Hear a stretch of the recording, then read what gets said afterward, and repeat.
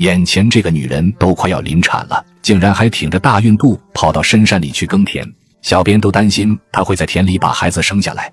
然而阿平沒得選擇，只為給未出生的孩子多攢點錢買幾件新衣服。早早的阿平就從睡夢中起床了，趕緊收拾了一下屋子，打開窗戶透透風，就又開始規劃今天的忙碌了。雞棚的小雞已經幾天沒有吃飯了，阿平拿了些鸡食把小雞放出来餵餵雞，沒想到幾天沒見小雞們都長得這麼大了。這次挺好，小雞們沒有出現上次夭折的情況。隨後阿平回到房間開始生火做飯，接了點山泉水放到灶台上，沒一會兒的功夫水已經燒開了。阿平的早餐並不豐盛，直接打了一顆生雞蛋放到鍋裡，做法雖然很簡單，但卻能給寶寶補充營養。接着打開一包昨天買來的麥片，雞蛋水和麥片一混合，早飯就完成了。這個早餐非常的朴實無華，但對阿平來說卻是吃得很滿足。在孕晚期的日子裡，阿平对每一頓飯都吃得格外珍惜。飯後本以為他會休息一會兒，但阿平卻立刻收拾好工具，準備出門勞作了。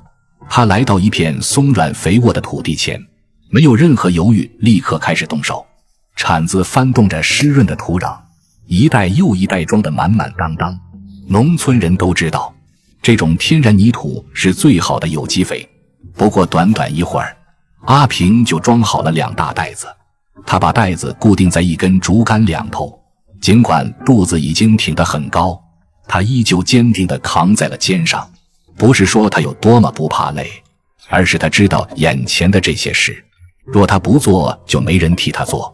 看着他那吃力卻堅定的背影，讓人既心疼又欽佩。回到庇護所，他顧不上歇息，立即將袋子打開，開始給之前種下的作物施肥。過去的視頻裡，大家應該記得他種了不少芋頭、甘蔗和香蕉。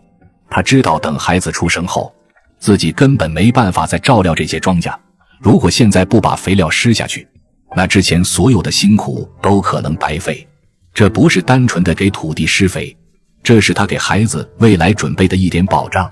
今天的天氣很熱，阿平幹起活來有些費勁，好在經過他一番辛苦勞作後，所有作物都施肥完成。可阿平依舊沒有停下腳步，先是來到院子裡清洗下身上的泥土，隨後就扛着工具又出發了。也不知道他接下来要去幹嘛。走了一段山路之後，只見阿平走到了那片還未完全開墾的水田，他決定在這裡播下新的希望。這是幾株罕見的植物小苗。說真的，小編查遍了各種資料，也沒弄明白這些綠油油的小苗到底是什麼作物。不知道屏幕前的你能認出來嗎？